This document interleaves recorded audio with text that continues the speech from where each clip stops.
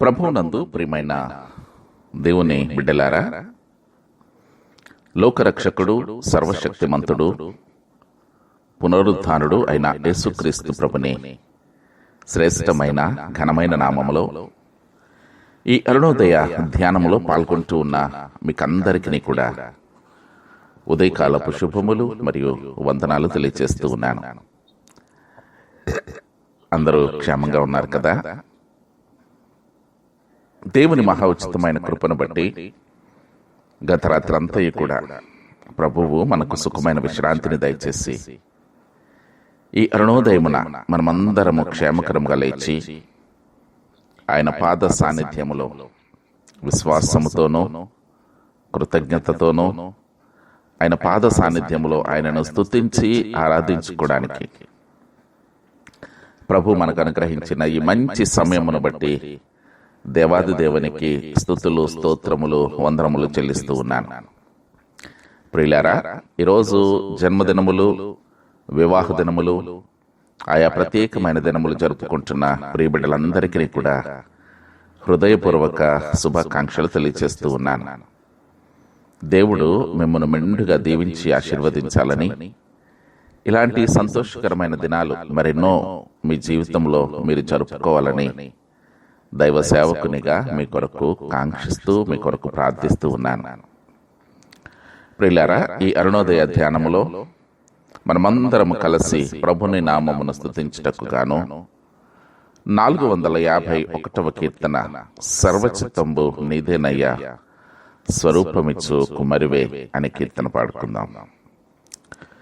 సర్వచిత్తంబు నీదేనయ్యా స్వరూపమీచు కుమారివే, సర్వచిత్తంబు నీదేనయ్యా స్వరూపమీచు కుమారివే, సారే పైనున్న మంటినయ్యా సరి అయిన పాత్రం చేయుమయ్యా, సర్వేశ్వర నిరిక్తుండను సర్వదా నిన్నే సేవింతును, సర్వచిత్తంబు నీదేనయ్యా స్వరూపమీచు కుమారివే, ప్రభు సిద్ధించు నీ చిత్తమే ప్రార్థించుచుంటి నీ సన్నిధి, ప్రభు సిద్ధించు నీ చిత్తమే ప్రార్థించుచుంటి నీ సన్నిధి, పరికింపు నన్ని దివసంబునా పరిశుభ్రమైన హిమము కన్నా పరిశుద్ధుంచేసి పాలింపుమా, పాపంబు బోవ నన్ను కడుగుమా, సర్వచిత్తంబు నీదేనయ్యా స్వరూపమీచు కుమారివే, ఆత్మస్వరూప నీ చిత్తమే అని సంబు చెల్లు ఇహ పరమునా, ఆత్మస్వరూప నీ చిత్తమే అని సంబు చెల్లు ఇహ పరమునా, అధికంబుగా నన్ని ఆత్మతో ఆవరింపు మోనా రక్షక, అందరూ నాలో క్రీస్తుని చూడ ఆత్మతో నన్ను నింపుము దేవా, సర్వచిత్తంబు నీదేనయ్యా స్వరూపమీచు కుమారివే. క్రీస్తునందు ప్రియ దేవుని బిడ్డలారా, ఈ శ్రేష్టమైన ఈ అరుణోదయ ధ్యానములో మనమందరము ఏక మనస్సుతో ఏకాత్మతో ఆయనను ఆరాధన చేసుకుందాం. అందరూ నాతో ఏకీభవించండి.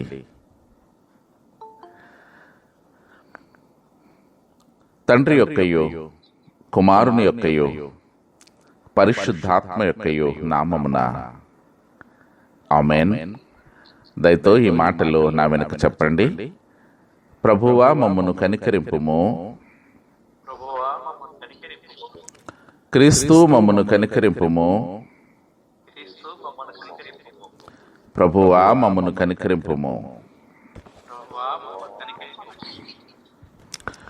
క్రీస్తు యేసునందు మిక్కిలి ప్రియులారా, 2024వ సంవత్సరం సెప్టెంబర్ మాసం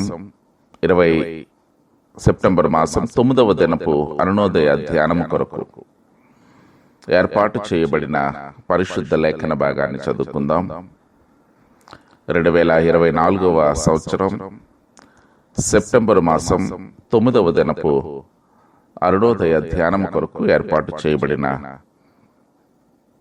పరిశుద్ధ లేఖన భాగం యెహోషువ గ్రంథం 2వ అధ్యాయము 11వ వచనాన్ని చదువుకుందాం.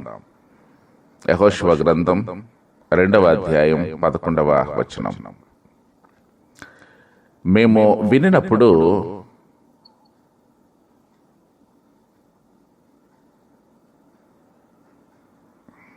మా గుండె కరిగిపోయెను. మీ దేవుడైన యెహోవా పైన ఆకాశమందును క్రింద భూమి యందును దేవుడే. మీ ఎదుట ఎట్టి మనుషులకైనను ధైర్యమే మాత్రమైనను ఉండదు. దేవుని పరిశుద్ధ వాక్యమును మరల చదువుకుందాం. యెహోషువ గ్రంథం 2వ అధ్యాయం 11వ వచనం. మేము వినినప్పుడు మా గుండెలు కరిగిపోయెను. మీ దేవుడైన యెహోవా పైన ఆకాశమందును క్రింద భూమి అందును దేవుడే. మీ ఎదుట ఎట్టి మనుషులకైనను ధైర్యమే మాత్రము ఉండదు. యెహోషువ గ్రంథం 2వ అధ్యాయం 11వ వచనం. దేవుడు తన పరిశుద్ధ వాక్యమును మన వినికిడిలో దీవించి ఆశీర్వదించునుగాక. ఆమేన్. క్రీస్తు యేసునందు మిక్కిలి ప్రియులారా, లోకరక్షకుడు, సర్వశక్తిమంతుడు, పరిశుద్ధుడు అయిన యేసుక్రీస్తు ప్రభుని శ్రేష్టమైన ఘనమైన నామములో మరొకసారి ఈ అరుణోదయ ధ్యానములో పాల్గొన్న మీకందరికీ కూడా ఉదయకాలపు శుభములు మరియు వందనాలు తెలియజేస్తూ ఉన్నాను. దేవుని యొక్క మహా ఉచితమైన కృపలో ప్రతిదినము కూడా అరుణోదయమున ఆయన సన్నిధిని వెతుకుతూ ఉన్న మిమ్మలను బట్టి నేను ఎంతగానో సంతోషిస్తూ ఉంటూ ఉన్నాను. ప్రభుని పాద సాన్నిధ్యంలో మనమందరము ఎక్కడెక్కడ నివాసం ఉంటూ ఉన్నప్పటికీ కూడా మనమందరము ఏక మనస్సుతో ఏకాత్మతో ఆయనను ఆరాధించే గొప్ప భాగ్యాన్ని ప్రభు మనకు దయచేస్తూ ఉన్నారు. ఇది మన ఆధ్యాత్మిక జీవితానికి ఎంతో ఉపయుక్తకరమైనదై ఉంటూ ఉన్నది. ఈ లోకయాత్రలో పర సంబంధమైన ఆలోచనలు కాక భూ సంబంధమైన ఆలోచనల్లో మునిగి తేలుతూ ఉన్న మన జీవితాల్లో మనం అరుణోదయముననే పర సంబంధమైన ఆలోచన కలిగి శాశ్వతమైనటువంటి సంతోషం కొరకు, ప్రభువు అనుగ్రహించే ఆ నిత్య రాజ్యము కొరకు మనం వేగిరపడుతూ ఆయన పాదాల చెంతకెళ్తూ వెళుతూ ఉంటూ ఉన్నాము అంటే నిజముగా ప్రభు మన పట్ల ఎంత ప్రేమను కృపను కనపరుస్తూ ఉంటూ ఉన్నారు కదా.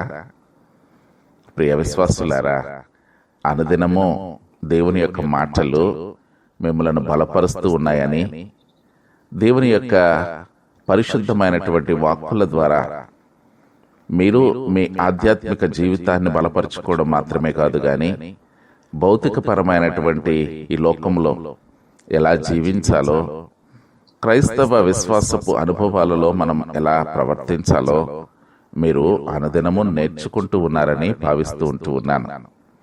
ఈరోజు ఒక శ్రేష్టమైనటువంటి సంఘటన ఈరోజు ప్రభు మనకు జ్ఞాపకం చేస్తూ ఉన్నారు. ఇశ్రాయేలు ప్రజలు వారి యొక్క ప్రయాణంలో యెహోషువ కాలంలో వారు ప్రయాణం చేస్తూ ఉండగా యెరికో పట్టణాన్ని వారు దాటి పోవలసినటువంటి సమయం ఆసన్నమైనప్పుడు యెరికో పట్టణం మరి చుట్టూ కూడా గోడలు, ఏ విధమైనటువంటి ప్రవేశానికి అవకాశం లేనటువంటి పరిస్థితులు. యెహోషువ వేగుల వారిని పంపిస్తూ ఉన్నాడు. యెహోషువ వేగు వారిని లోపలికి పంపించిన తరువాత వారు వెళ్ళి రాహాబు అను వేశ్య ఇంట ఉన్నారు. వేగుల వారు ఇరువురు కూడా అక్కడ ఉన్నటువంటి పరిస్థితులన్నీ కూడా చూస్తూ ఉండగా ఈలోపు రాజుకు యెరికో రాజ్యాన్ని, యెరికో పట్టణాన్ని ఎవరో వేగుల వారు వచ్చారని, వారు ఇక్కడ రాజ్యంలో ఉన్నటువంటివన్నీ కూడా వారు పరామర్శించి తెలుసుకుని వారు దీనిపై దండెత్తబోతూ ఉన్నారని తెలుసుకుని రాజు సైన్యాన్ని పంపిస్తూ ఉంటాడు.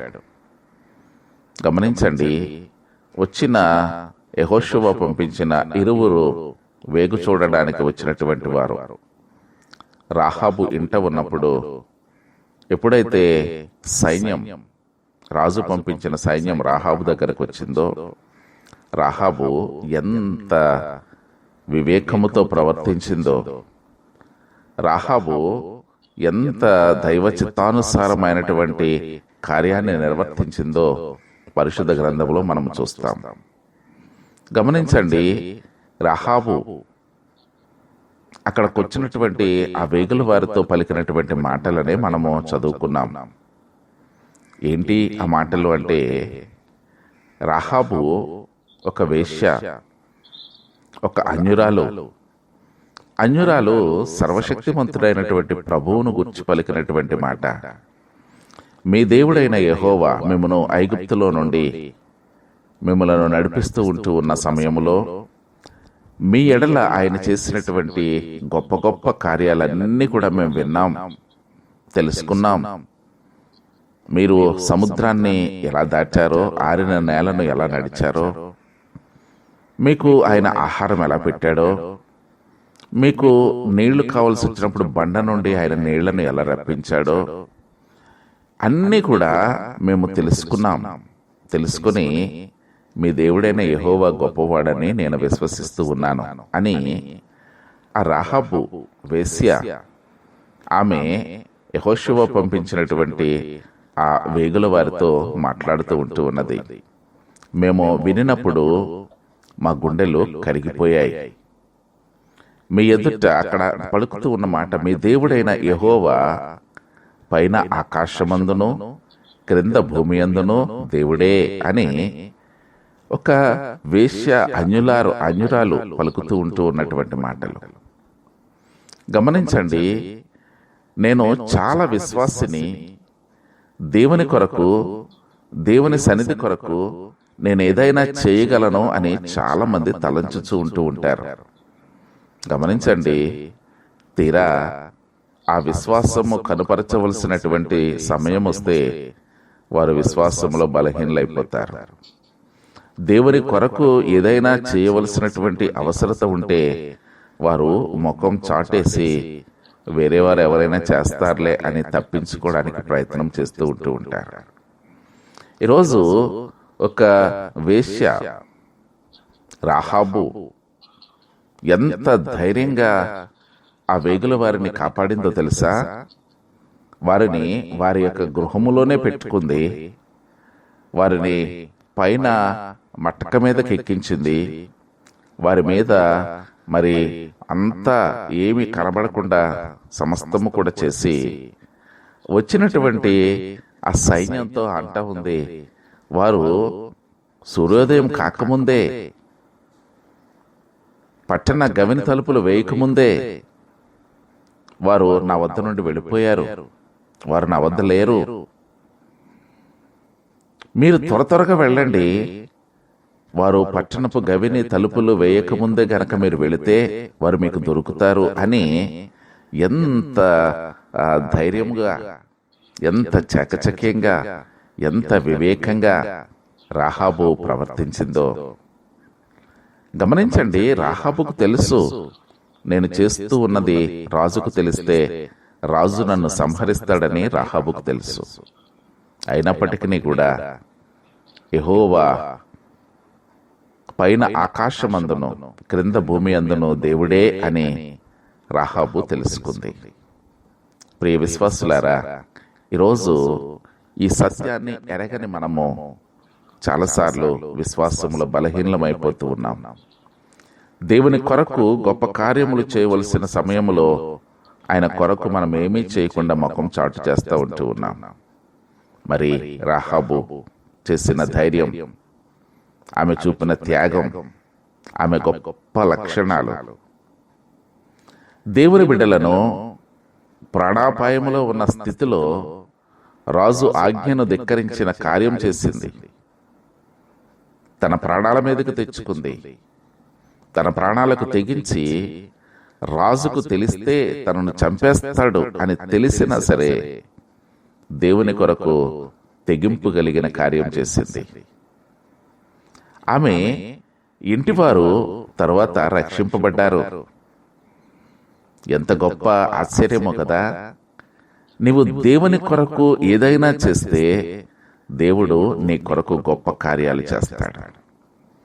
రాహాబు వేశ్య ఆ వేగువారిని కాపాడి దైవ చిత్తాన్ని నెరవేర్చటానికి ఆమె ఎప్పుడైతే పూనుకుందో దేవుడు ఆమె పట్ల ఎంత గొప్ప ప్రణాళిక కలిగి ఉన్నాడో. ఆ రాహాబు ఇంటి వారందరూ కూడా రక్షింపబడ్డారు. తాను అన్యురాలైనప్పటికీ కూడా దేవుని యొక్క గొప్పతనాన్ని తెలుసుకుంది.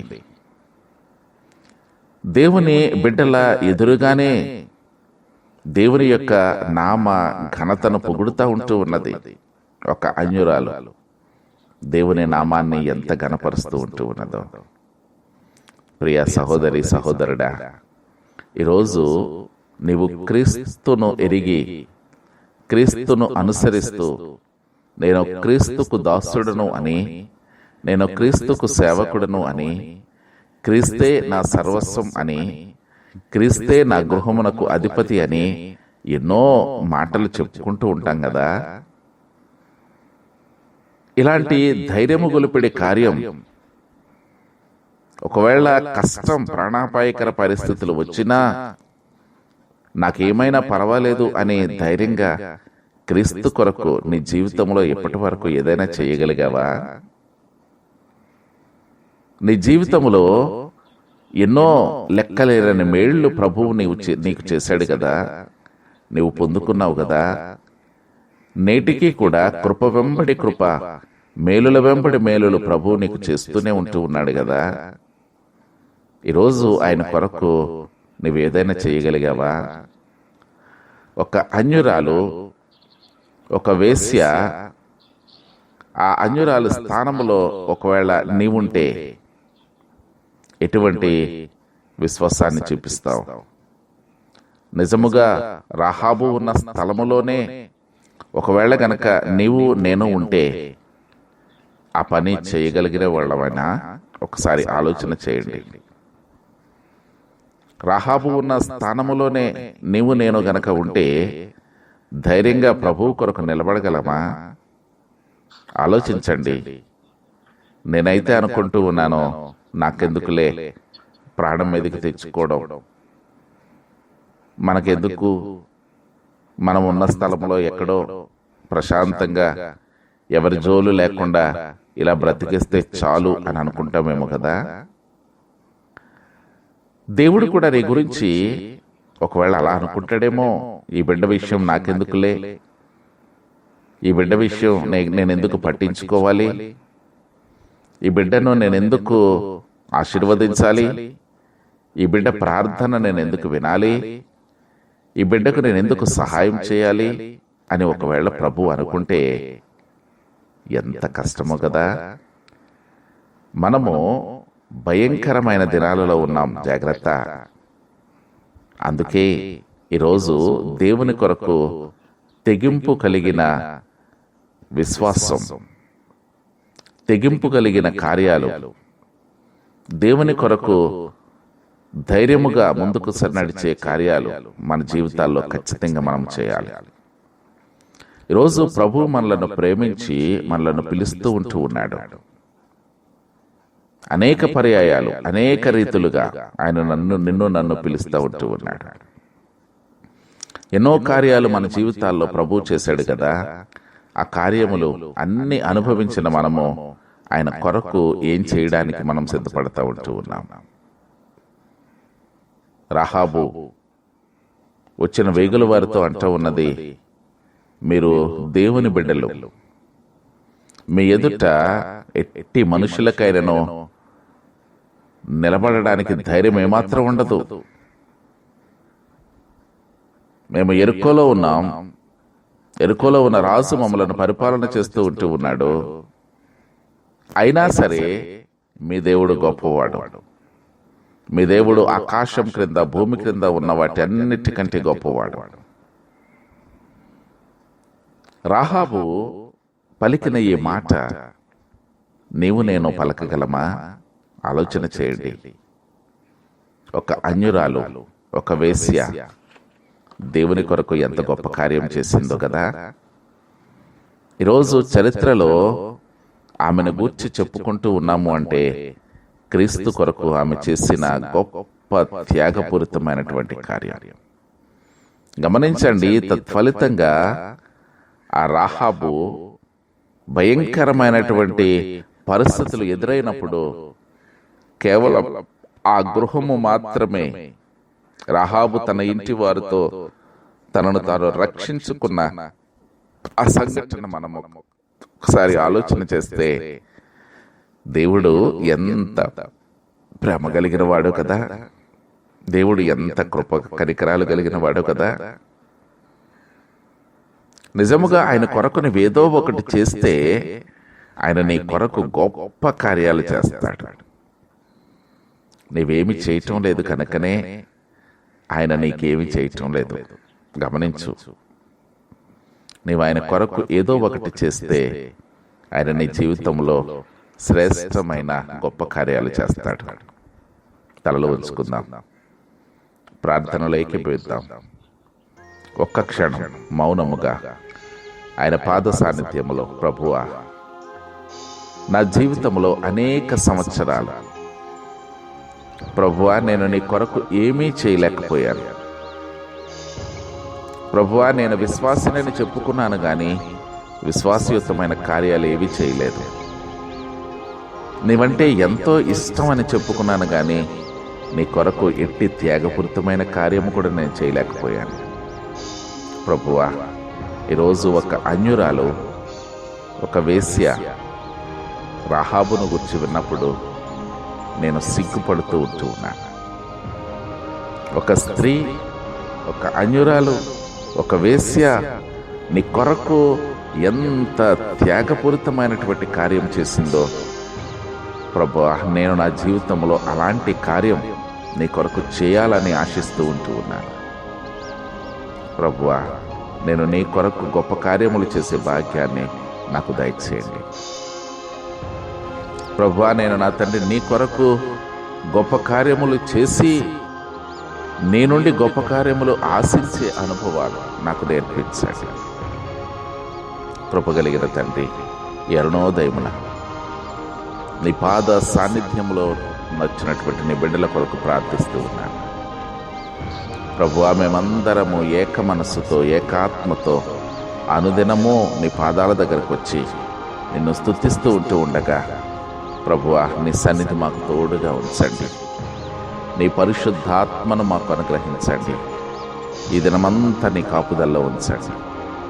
మా గృహాలలో ఉన్న మా చిన్న బిడ్డలు, మా యవన బిడ్డలు, మా నడి వయసు కలిగిన వారు, వృద్ధాప్యములో ఉన్నవారు, ప్రభు ప్రతి ఒక్క బిడ్డను పేరు పేరున దీవించి ఆశీర్వదించండి.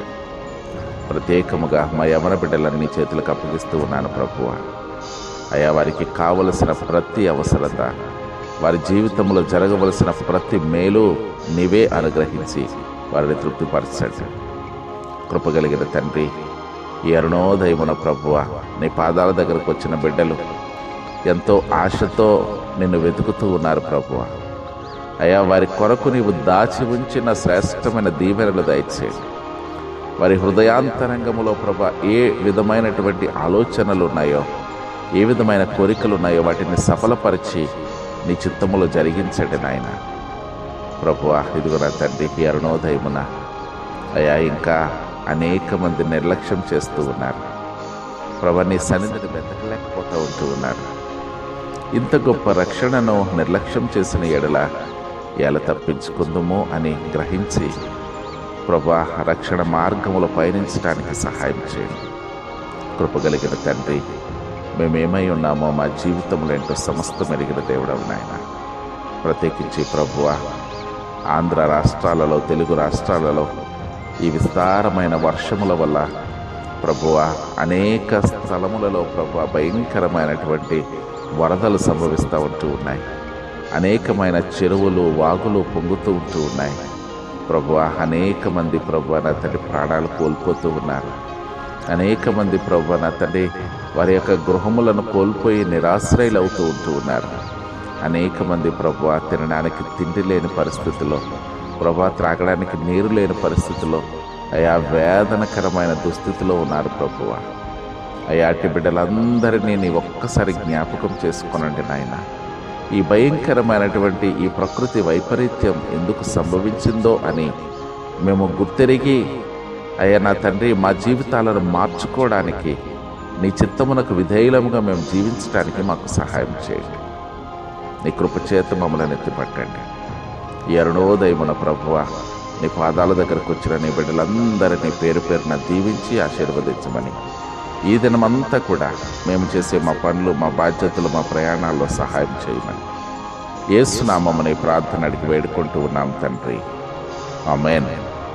పరలోకమందున్న మా తండ్రి, నీ నామం పరిశుద్ధపరచబడును గాక, నీ రాజ్యం వచ్చుగాక, నీ చిత్తం పరలోకమందు నెరవేర్చున్నట్లు భూమి యందు నెరవేరును గాక. మనదిన ఆహారం నేడు మాకు దయచేయము. మళ్ళీ అపరాధం చేసిన వారిని మేము క్షమించిన ప్రకారం అపరాధములు క్షమించండి. శోధులకు తేక దుష్టుని తప్పించండి. రాజ్యము, శక్తి, మహిమ నిరంతరము నీవై ఉన్నవి. ఆమేన్. తొట్టిల్లకుండా మనలను కాపాడుటకును, తన మహిమ ఎదుట మనలను నిర్దోషులనుగా తీర్చుటకును మన పరమ తండ్రి అయిన దేవుని ప్రేమ, ప్రభువును రక్షకుడైన యేసుక్రీస్తు కృప, పరిశుద్ధాత్మ యొక్క అన్యోన్య సహవాసము కాపుదల ఈ అరుణోదయ ధ్యానమును విని ప్రార్థనలో ఏకీభవించిన ప్రియబిడ్డలందరికీ, వారి కుటుంబాలకును, వారి విశ్వాస జీవితానికి దేవుడు సదా సర్వత్రా తోడుగా ఉండి ఈ దినమంతయు ఆయన కాపుదలలో ఉంచి విశ్వాసములో స్థిరపరిచి ముందుకు నడిపించును గాక. ఆమేన్, ఆమేన్, ఆమేన్.